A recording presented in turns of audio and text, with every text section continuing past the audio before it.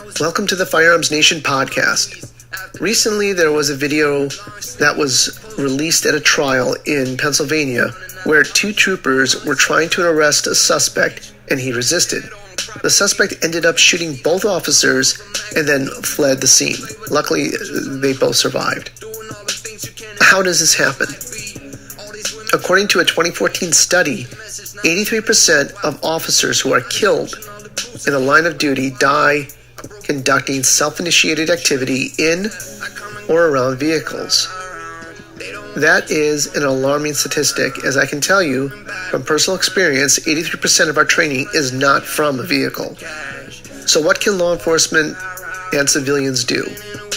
And I include civilians since aggravated assaults and robberies are also done around vehicles. My guest is William Petty from Centrifuge Training.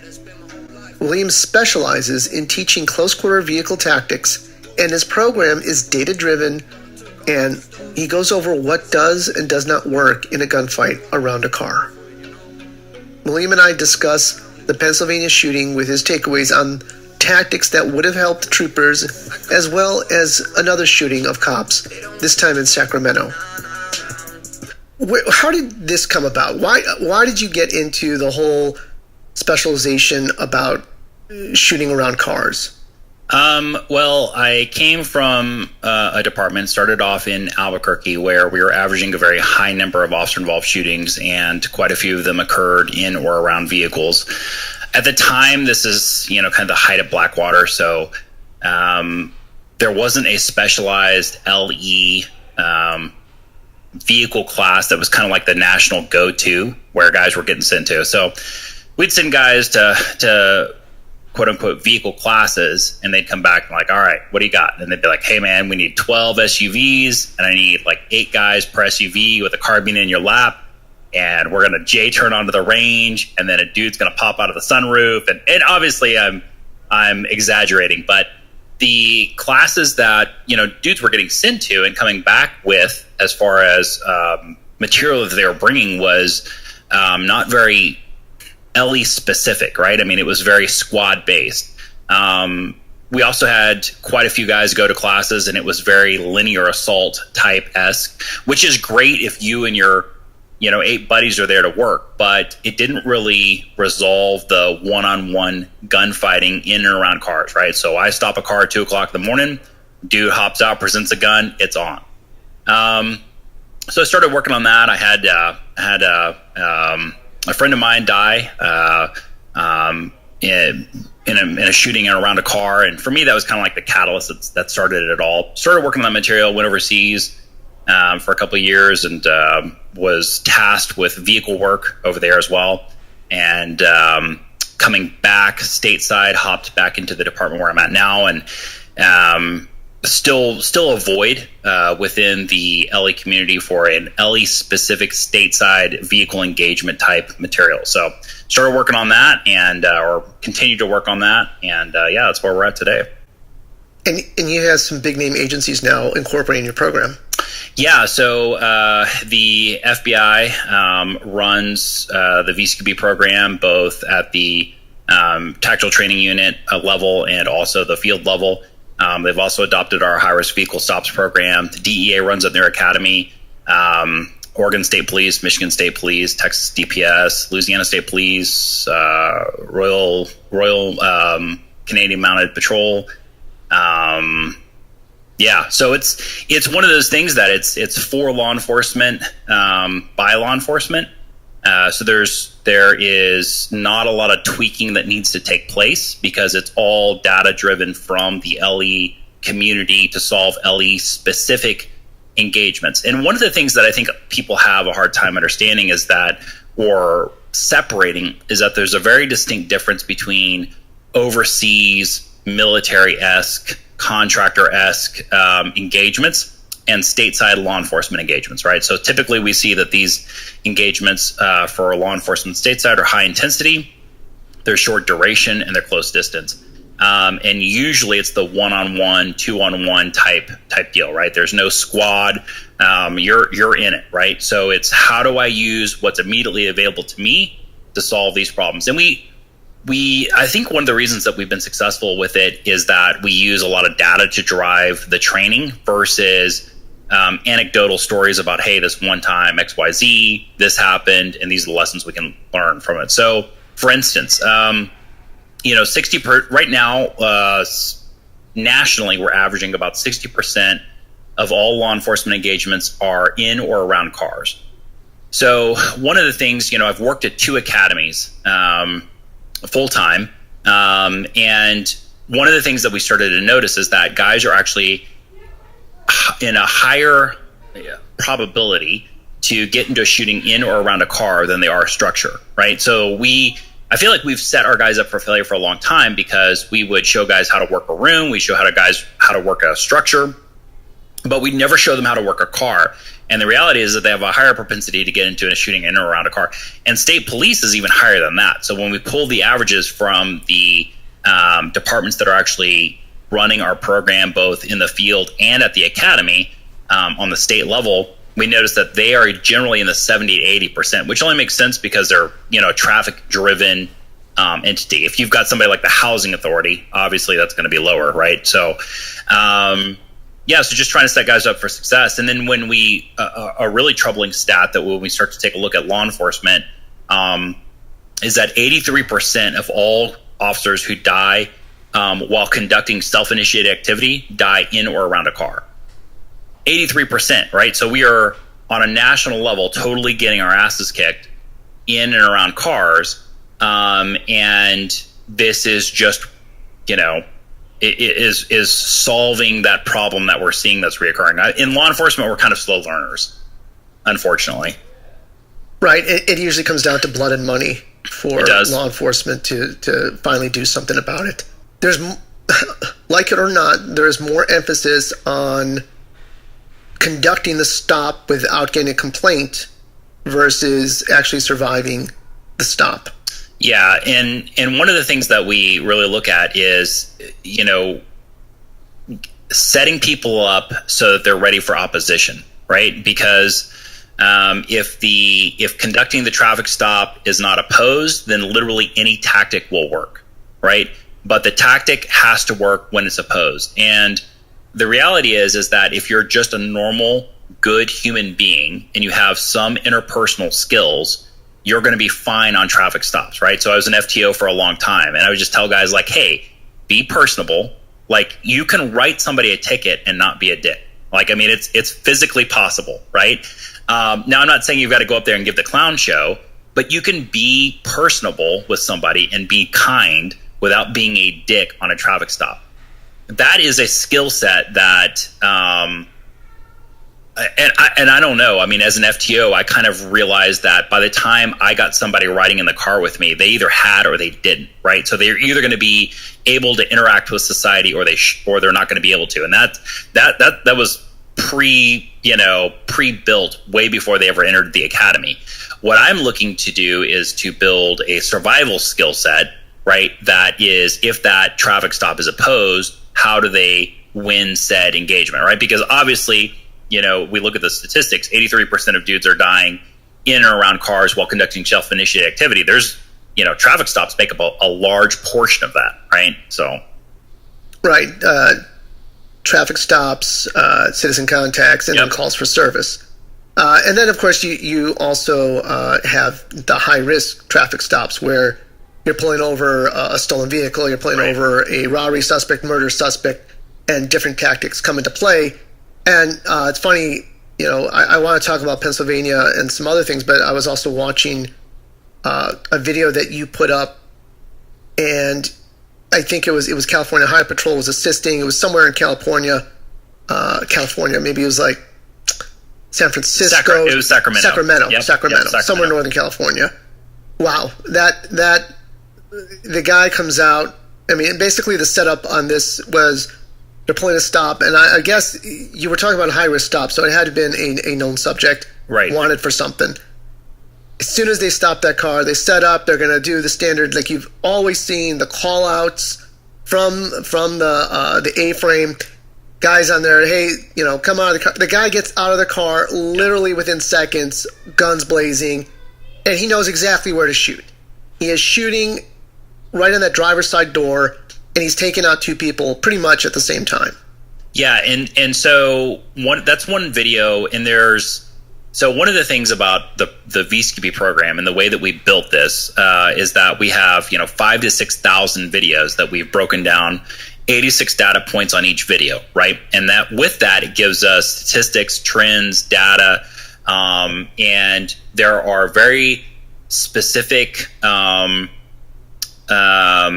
red flags as to why we're winning and losing around cars. But here's the interesting thing about this is that when we look at our positioning on the car, so this was a typical felony car stop, whatever you want to call it, high risk vehicle stop, whatever, right? They position the cars in such a way that it creates a funnel, right? So that it creates a threshold. And I compare this in classes when I'm like, hey, when we talk about CQB, we talk about a center fed room, like, hey, rule number one, don't stand inside the threshold, right? And I'll be like, why? And the guys are like, oh, well, and they'll give me all these reasons as to why we don't want to stand there. And I'm like, but hey, when we do a felony car stop, we're working vehicles, fuck it. Let's build the biggest center fed threshold we possibly can and stand right in the middle of that, right? Which is where you saw those guys. It wasn't that bad guy was the luckiest bad guy in the world. It's that we systemically put the vehicles in such a way that it limits the officer's mobility, and the ballistics themselves are working against the officer. So we see a lot of guys where they'll traditionally do that kind of halfway in, halfway out of the car, right? Posted up on the A-pillar. Well, that windshield, right? And we do this demo every week of every year, right? So I'm on the range 210 days out of the year. We'll do this drill this demo every time that we're on the vehicles doing ballistics.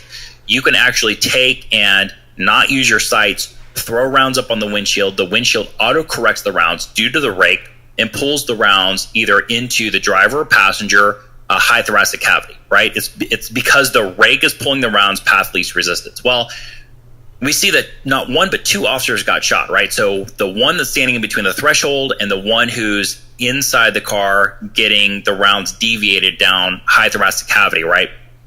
The interesting thing about that is that the human behavior on that, when we look at the behavioral response of being opposed in those different positions, is very, very similar. Meaning that the person who's always halfway in, halfway out of the car when they become opposed always dive further into the car, which actually has a very, very high mortality rate. How do we know? We've actually done the research on it, right? So we have thousands of videos that say like, hey, this is a bad spot to be, because the human factor aspect of it puts you in a worse position, right? It limits your mobility, it limits your vision. The ballistics are still working against you. When we have the guy who's working from the tactical V, is what we called it for the longest time in Texas, right? Which thankfully we're slowly moving away from. But working from the V, every time that's opposed, right? Every time they want to move to the back of the car, even when the doors are up armored, right? So we've got multiple videos of agencies who have quote unquote up armored doors, right? So 3A or level 3 inserts in the doors. Every time that person's opposed, they move to the back of the car. So when we start taking a look at it, like, there is a science as to why we're winning and losing around cars. And another thing too is I'll use this example as well, right? So I'll draw out a center fed room, and I'm like, hey, if I'm pieing across this doorway, right, and there's a guy inside that room, cool, I'm gonna go ahead and safe and sling it, walk in there and cuff him up. And everyone's like, no, don't do that. And I'm like, why? Well, they're like, well, because we don't control that area. And I'm like, oh, so what should we do? And they're like, oh, well, we should call him to us. And I'm like, okay, that sounds cool. Except for when we work felony car stops or high risk stops, whatever you want to call them, right? It's like, fuck it. Prone that dude out right in front of those two cars, walk out in the middle of no man's land, an area that we do not control, and then cuff him up right there. When the reality is that we should have been brought him back to us, right? So the ballistics, the tactics, the data says that we should be working high risk or felony car stops from the rear of the car. And that's actually a change that just went into effect for the FBI agency-wide 2 weeks ago, based on them running the VSCP program and our data. So we're slowly getting that change, but the problem is that in law enforcement, we're really good about collecting data, but we're not really good about we're really good about analyzing the data from the standpoint of like, well, 78% of offenders were right-handed. Well, that doesn't do me any good. Like, show me trends as to why we're winning and losing. Right? I don't care how many people are left-handed and how many people are right-handed. So we've traditionally been very poor about utilizing all the data that we collect to then implement a program that helps mitigate risk. Right? We're never going to bring that risk to zero, but we're definitely trying to bring that risk to, as mitigated as possible for the guys on the scene. And the reason I use those types of analogies for my dudes is that I found that systematically comparing how we work in and around houses to how we work in and around vehicles helps guys click, right? So so my apologies. It's probably not going to make a lot of sense if you haven't done a CQB class. But it does make sense, though. I mean, even for a layman, that listen, you have an idea that law enforcement officers are working around cars all the time and they're going into houses all the time, whether for disturbances or for alarms or something like that, cat in the tree. But they understand that they probably have good tactics when they're going into houses, but it's very interesting that you're bringing up the point that those same tactics, those same approaches are equal when you're dealing with a car. Because I can see it now that you talk about it, I can see the way the classic positioning on a felony stop, you're creating that fatal funnel. Right. And that's what that guy who came out, he wasn't really aiming. He was just shooting in the direction of that funnel.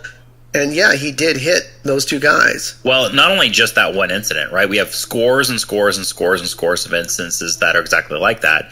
And what I tell guys is like, now instead of having to, navigate a 6-inch threshold, we're now navigating a 16-foot threshold, right? So if you look at that video, that dude had nowhere to go other than towards the gunfire, away from the gunfire, and we obviously saw what happened.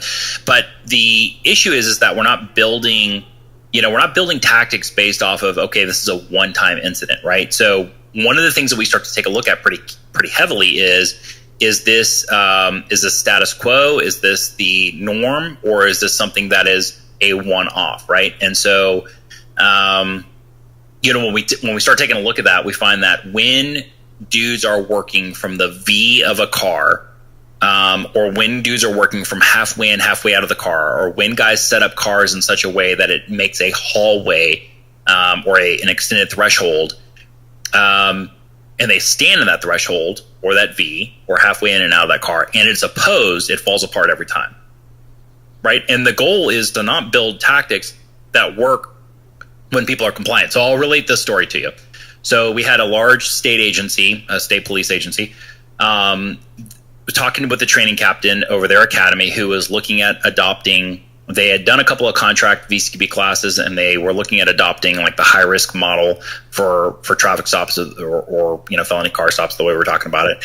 And he's like, hey, I understand what you're saying. I've seen the ballistics. I've taken a look at the videos that you presented. I understand the arguments. I understand the correlation between rooms, structures, and vehicles.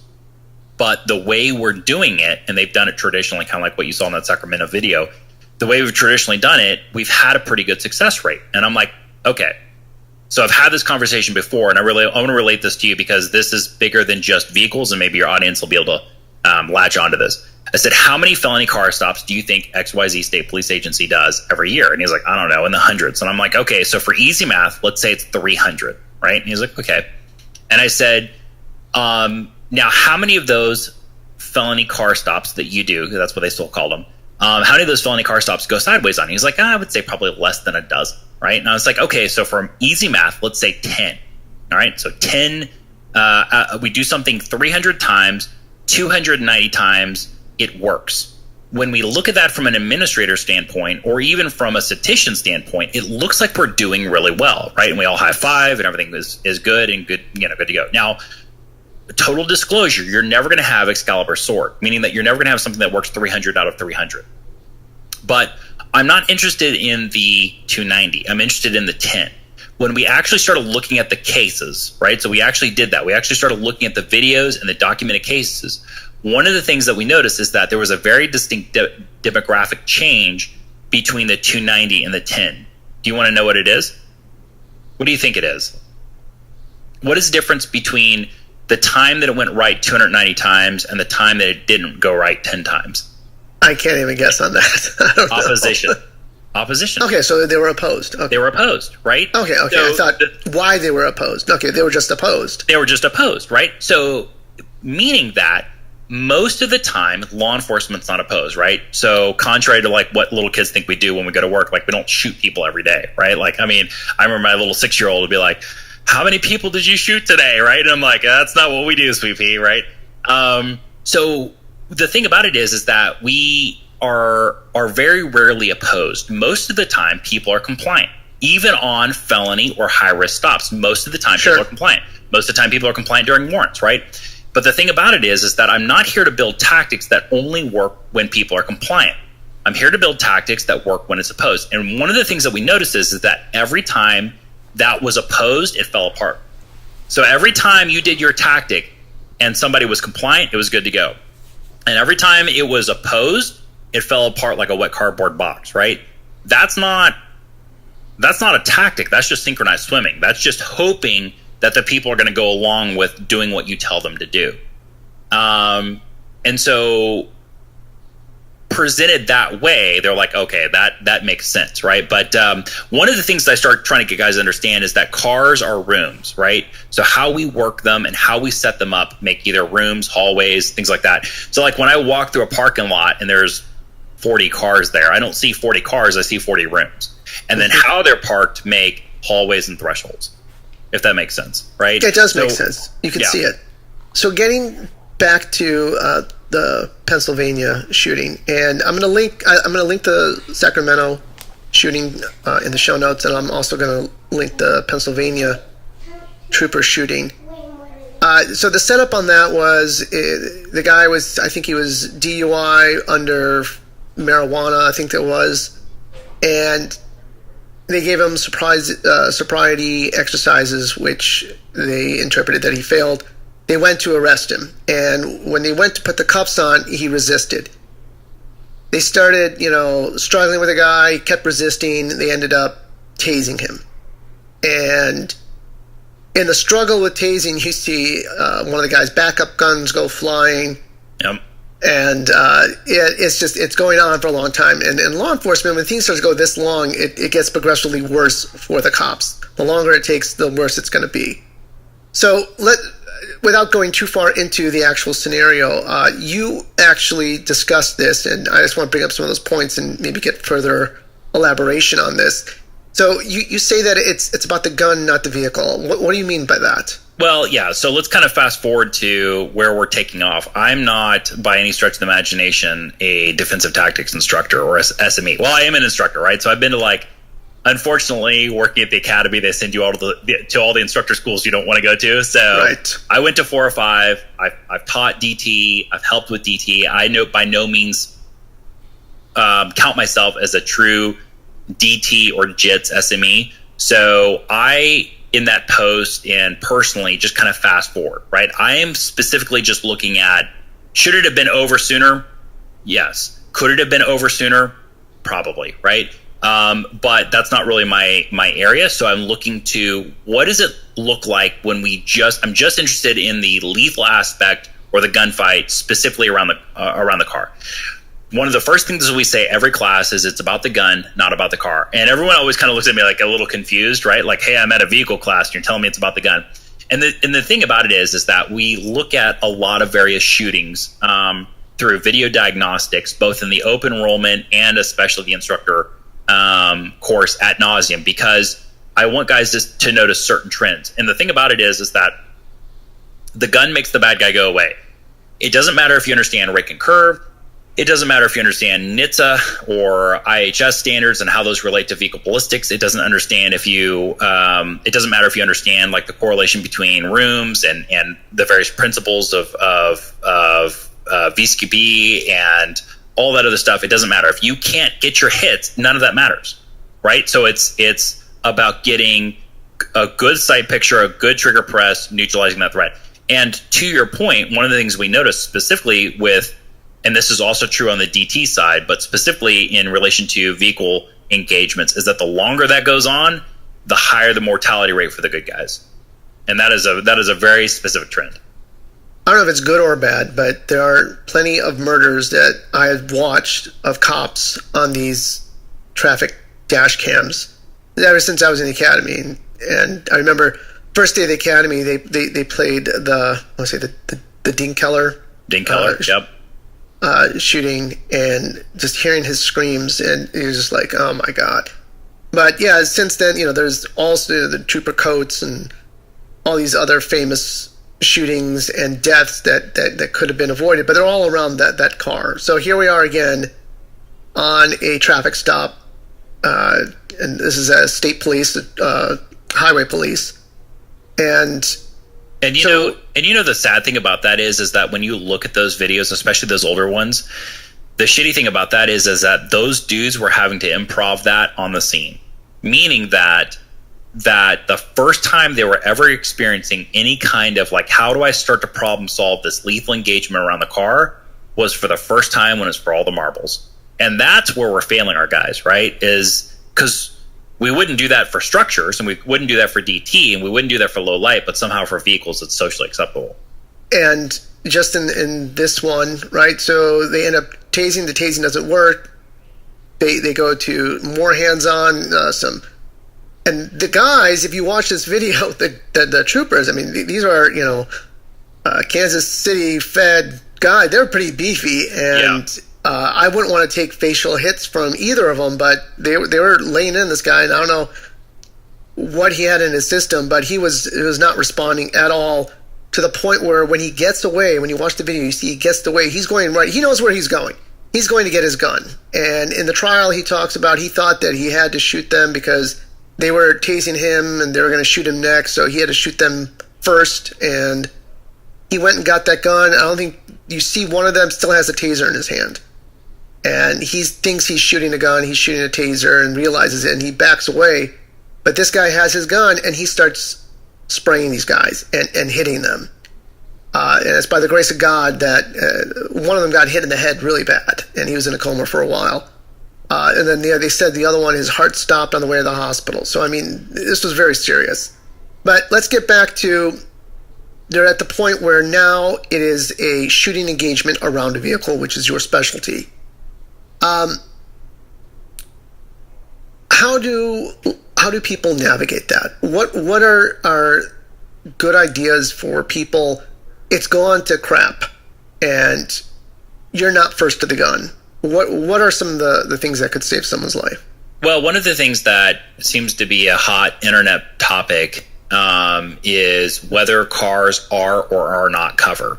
Mm-hmm. And I continually press upon people that it doesn't matter in that instance, because you need to put as much of that vehicle between you and the threat as immediately possible. When I first started, they were like, man, if you get into a shooting around a car, the agency I work for was like, man, if you get into a shooting around a car, get off the car, because the car is not cover and this car is not concealment, right? And one of the things that we saw is repeatedly dudes were getting stitched up while trying to run across the street or run across the freeway or run across the yard or wherever they were trying to get to, right? And to this day, we'll have people that say, well, you should get off the X, right? And I tell guys this, especially in law enforcement, right? If you are in a uniform, you are the X. Use what's immediately available until you can get to something better, right? So one of the things we find is that as guys in force-on-force scenarios try to leave the car for some fairy tale of a better place, it's not like playing, tag when you're a kid. Like if I touch this, I'm safe. Running away just allows you to be exposed, right? So it's about stacking as much of the car or structural integrity of the car between you and the threat as immediately possible until you can neutralize that threat, or until an opportunity for you to leave altogether is presented. So one of the things that we start looking at is like, and through ballistics, but also through force on force and all these other various means, is that you need to put as much between you and the car as immediately possible right now, right? Because Something is better than nothing, right? Regardless of your stance on what vehicles are. And another thing too is, context means a lot, right? So guys will go out to the range and they'll take a mag of 7.62 by 39 out of an AK and they'll just light a car up like, see, the car doesn't provide any cover. Actually looking at the UCR data, right, which is all of the law enforcement shootings that are compiled for law enforcement, looking at that data, we find that an AK is used 3% in all officer-involved shootings against officers. So if we're to take the national average of 60%, right, so we're now using a 1.6% weapon system to drive a narrative, right? So we see that 70 to 80% of all arms against law enforcement are handgun, shotgun. They fall in that 380 category, right? So be realistic, this is not Mogadishu, right? This is not like I tell guys this all this time, like if your tactics involve like preparing for a technical to roll up, like you're not being realistic. B, let me know where you're working because I definitely don't want a lateral there, right? Like, come on, guy. Guys will be like, well, what about a 50? And I'm like, well, then I guess that's a bad day. I don't know what to tell you, man. You know what I mean? But we're looking at, in coming from the academy standpoint, right? I can't prepare somebody for every scenario, but what I can do is give guys what works for most offenders in most scenarios for most good guys, right? And that's what we're doing. We're playing the odds, right? I'm playing that 80% odd of this is what most engagements look like. I think the human element is probably an issue, and that's that. And you see that in that Sacramento shooting, you want to get the hell away from it. It's just a natural reaction. You want to I want to run away. Yeah. I don't want to be there where the bullets are, and you're not outrunning bullets. So you're probably better off in that uncomfortable position of being close to where the bullets are coming from, but now you are actually utilizing somewhat cover of the car. Yeah, we work a lot of adverse positional shooting, or I like to call it positional shooting, right? One of the things that I found is so I was the lead firearms instructor at the academy, right? And one of the things that I found is like if I'd go to guys, whether it was in service or academy or whatever, I'd go to guys and be like, all right, we're working on adverse combat injured shooting, right? I'm already giving them a way out, right? I'm already telling them like, hey, this is hard. And if you can't get it, it's probably advanced, or this is SWAT shit or whatever, right? But if I just started off at the academy level and I was like, hey, these are positions, then I found I had a lot more success with it. And one of the things that we noticed is that with that high intensity, short duration, close distance dynamic of stateside law enforcement engagements, the traditional standing, traditional kneeling, and traditional prone do not lend themselves to. I mean, you know this. They're mechanisms to ensure somebody either A, checked off a state requirement, or B, is going to get somebody to qualify, right? So I have a saying: gunfighters will always pass a qual. Those trained to qual may not survive the gunfight.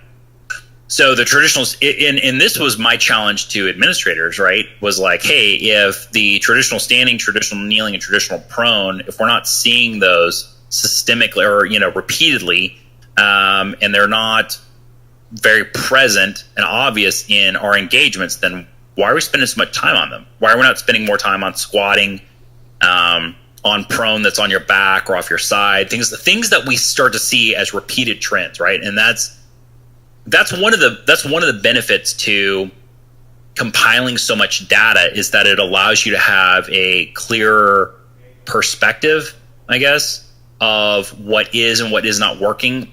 And then it also helps you, guys will be like, well, I don't feel like, people tell me all the time, well, I don't feel like we should have people shooting off their back. And I'm like, well, data doesn't really give a fuck what you feel like, right? Data just is data. And so, yeah, people are always like, train like you fight, but not really if it makes our uniforms dirty or inconveniences us in any way. Right. God forbid it rains on the range. So getting back to your point, yes. I mean, the positional work is important. One of the things that we see a lot of is guys will be like, well, never crowd cover. And there are a lot of cons to crowd and cover, like a ton, right? And we cover those at length. But there are times when crowding cover is beneficial. So threat has the high ground. We see this in the Pennsylvania trooper shooting, right, where the threat did have the high ground, right? So sucking up to cover actually eliminates that angle. Do I want to be there forever? No. But one of the things that I help guys, or I try to get guys to understand, is that cover equals time. So that's all that cover is there to do, right? It's there to buy you time. And is not one of those things that is a fortress of solitude, right? It's just there to buy me time. Now, what you do on that time is up to you. But pushing light past barricades, injured shooter, if the threat or if the situation in the environment dictates we must. Like, so I see a lot of guys say all the time, like, hey, never crowd cover, and I'm like, okay. But then I have tons of videos of guys in parking lots in a gunfight, and the guy's forced to crowd cover, right? So I don't think we're being totally realistic in what our expectation of how these people are going to perform. And the problem with it is this, right? Guys are like, hey, I'm never going to show you how to effectively crowd cover and work that cover. But when it happens and you're in that gunfight in the parking lot, you're going to be great. Yeah. So let's talk about that lull real quick. So in one of the things that we press guys about is the ability to manage task versus priority, right? So in all of these instances, there's an amazing amount of tasks to accomplish, but at the time there's only one priority, and that's when we start to see efficiency, right? So if I've got a dude A fighting against dude B, and one is more efficient than the other, most of the time, as a general rule of thumb, the person who's most efficient is going to win. So we start looking at these lulls, and we start pressing guys to really understand the task and the priority. And guys get very, very task fixated when we really start to push dudes and not really understanding what the priority is. And I'll tell you what, man, having worked with, we've done a bunch of contract classes with full-time SWAT teams, both on the federal, state, local level. And we do open enrollment classes, and we do, just the whole broad gambit, right? And what really separates professional level dudes, and I don't mean professional level dudes like, okay, he's on a full-time SWAT team. I just mean the dude who's got that professional attitude about why he's there and what he wants to take out of the class. The difference between like professional level dudes and amateur hour is the ability to immediately identify the priority and to shut everything else off. And so that's why when we start to take a look at these kind of ebbs and flows of vehicle engagements or any kind of engagement, right? DT, rolling on the ground, low light, structure work, whatever, right? It's the ability to immediately identify what is the priority and to shut all the other tasks out. And then once you solve that priority, okay, now what is the next priority, right? Because priorities are always like upcoming. But yeah, getting to ports, right? Not the kind you drink. My favorite kind. The kind you make, right? So one of the things that we see as a consistent theme with shooting into vehicles, right? So when I first started off on this vehicle journey 10 years ago, right? You'd read all these stories, and even still to this day, right? You'd read all these stories about like XYZ PD fired 160 rounds into, the car, and the guy comes out, is like, all right, I give up, right? Or you'd watch all these videos where dudes are just like mag dumping, right, into cars, and guys are like come out and be like, all right, I give up, right? And, I used to be like, hey, it's called sights and triggers. Maybe we should try some out sometime, right? Once I really started understanding vehicle ballistics and what the car is designed to do. The car is designed for two things. It's designed to get us from A to B, and the car is designed to protect the occupants, right? So cars are designed to absorb, deviate, and soak up kinetic energy, right? That's all we're making every time we press the trigger. So as I started really seeing what the car was capable of, then I really started understanding like, hey man, the car is soaking up, deviating way more than initially thought, right? So if you are having to go through a vehicle part, you need to make a hole, right? So that realize the first couple of rounds, or maybe even 5 or 6 rounds, depending on what you're trying to get through, is sacrificial, creating that hole, and everything else needs to go through that. So things that people are really surprised with, TVs and headrests, right? Like, people wouldn't think, right? Airbags in pillars, right? Airbags down. Like, so we were just, if we termed out and the airbag is down, that cloth is actually pretty capable of combined with glass and other elements. So creating that port, working that port, is something we start to take a look at. One of the entities that was really instrumental in helping us really understand what the car was capable of was the IHS, right? So they do a ton of independent testing they're the ones that are crashing all the cars and give the car crash safety ratings. Well, that crash safety rating is basically just in layman's term, to simplify it, is just saying like, hey, this car can absorb this much kinetic energy. We went up to their lab. They actually crashed a bunch of cars for us. We took a look at the formulas they were using, and we saw a very consistent trend with what the cars were soaking up from a crash data standpoint to what they were capable of doing from a ballistic standpoint. But it's going to take more rounds than you think, right? Which is why I'm always leery. So, for my guys, right? So at RPD, I mean, the off-duty carry is pretty diverse, you know what I mean? And I think that's probably true for most agencies out there. I always carry a full-size gun off-duty, right? And guys are like, wow, that's a lot of gun. And I'm like, listen, you have a good holster, you have a good belt, you just dress around the gun, you'll be fine. But the reality is that, that 6 rounds or 7 rounds that you have in a Glock 43 or a Smith & Wesson Shield or something like that is not going to be viable in getting through a vehicle or other barricade if needed. Does that make sense? Yes. So we tell guys, as a general rule of thumb, right, I'd rather shoot above, over, under, or around than through vehicle parts. Through vehicle parts is a last-ditch effort. Totally warranted in the trooper video that we have the link to. Obviously, he had no other way to shoot above, over, under, around. Had to shoot through the vehicle part of that car. Did a good job of porting that hole. But one of the things that when we start getting into ballistics, people are always surprised because the internet is alive with this whole like, hey, cars are tin foil and rounds are going to go right through. And I'm like, listen, if that were the case, everyone would be dead every time they got into an accident, right? They're built to withstand massive amounts of kinetic energy, right? Maybe there's a misnomer, right, about, the vehicle classes and whatnot. One of the things we also say day one, right, is like, if you don't have to fight in or around a car, don't. Like, no one has ever been in a gunfight around a car and it's been like, you know what? This is amazing. I'm having the time of my life, right? No one has ever said that. What we're looking at is, from a civilian side, people spend a lot of time inside cars. In fact, I'm writing a couple of articles for different magazines, and I Googled, the good old Google, how much time does the average U.S. citizen spend in a vehicle? And it ends up being about an hour to hour and a half a day, which I feel like is I feel like New York is throwing that number off, because I spend way more than an hour a day in a car, right? And I feel like everyone I know spends way more than an hour in a day in a car. But anyways, it's a very vehicle-centric society for most of us, right? We spend a lot of time in cars from a civilian standpoint.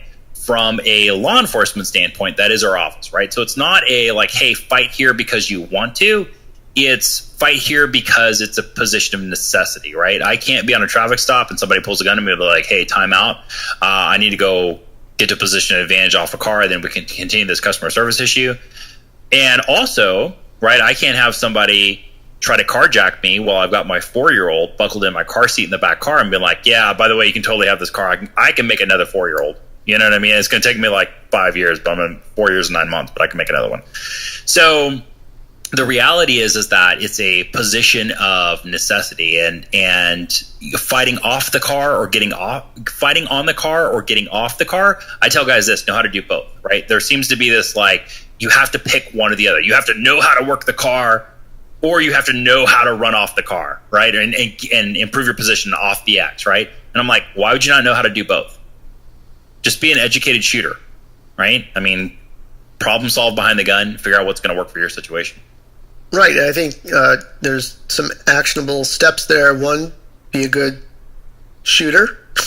take the time to practice and know how to work the gun, know how to draw from concealment if you're a civilian, or if you're law enforcement, know how to get that gun out of your retention holster. And then the same thing, learn about the cars. I mean, it's clearly out there, and we'll get that at the end of this. But I just want to wrap this up with some other points. So, a couple of questions. If we're looking at the car, what would be, obviously, you want to have the most distance between you and the bad guy, but if I had to look at a car, I mean, we're always told the engine block is the best place for cover. So, I can only tell you what the data says, right? Let's talk the data. This is what the data says, right? The data says that 68% of all people who win gunfights around cars, both good guy and bad guy, win from the rear of the car, not the front. And everyone's like, that's very interesting, right? So when I found that, I was blown away, right? And it's amazing how many people are like, well, you know, I feel like you should fight from the front of the car. I think that there's more engine block. And I'm like, well, data doesn't really care what you think. Data just is what it is. The issue, going back to law enforcement, which is also trickled down to, you know, civilian instruction, right, is that the engine block is a place to be. And the problem with that is that we're literally setting people up where they have a 30% chance of winning. And it's been that way for years. And the thing is that this is not new data. Like, this is data that I discovered, right? And this is why, you know, why we have contracts like the FBI and the U.S. Marshals and DEA's using us in the academy and RCMP and, you know, Oregon State Police. And because when you present the data, it doesn't really matter what happened in XYZ town or XYZ country or whatever, right? It's like, this is the data, this is what it says, and I don't know how else you want to interpret that, but the dudes at the back of the car are winning over the dudes at the front of the car. The interesting thing about this is that, take a look at this. So when you post that link, about the Sacramento shooting, right? And we have scores and scores and scores and scores of videos that look exactly like this, right? So we've really got three positions on this car, right? We've got a dude that's halfway in and out of the car, right at the A pillar. We've got a dude that's in the V, you know, standing in between the two cars, and then you have a chippy. You have a California patrol guy who walks up, and he's at the back of the car when all of the shooting starts taking place. Well, guess who doesn't get tapped? The guy at the back of the car, right? So when we start taking a look at this, we're like, hey, and we get more into the weeds of why that's occurring. But I think really, as instructors, we have kind of lost our way. We're responsible for finding trends and then examining why those trends exist and how they affect either myself as a concealed carry citizen or as a law enforcement professional, whatever, right? So I don't even know where we're going with all that, but yeah. Well, we were talking about, was the engine block the safest place in the car? In the car. Yep. No. Like, I mean, here's the deal. Am I saying don't fight off the engine block? No. Am I saying that there is not a time and a place to fight off the engine block? No. Do we cover that at length in classes? Yes. Are we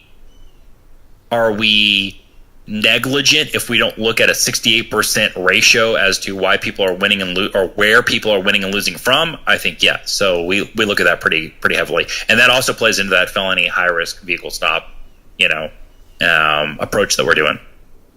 And you also, I wrote this down because I found it an interesting terminology. You know, we're talking about the high ground. Well, if you're on a level plane, right, the guy was shooting over the car, but how do you generally get the high ground? Well, although a lot of non-traditional positioning is required to work vehicles, like we don't, let me start off by saying this. I'd rather be standing than squatting. I'd rather be squatting than kneeling. I'd rather be kneeling than prone, right?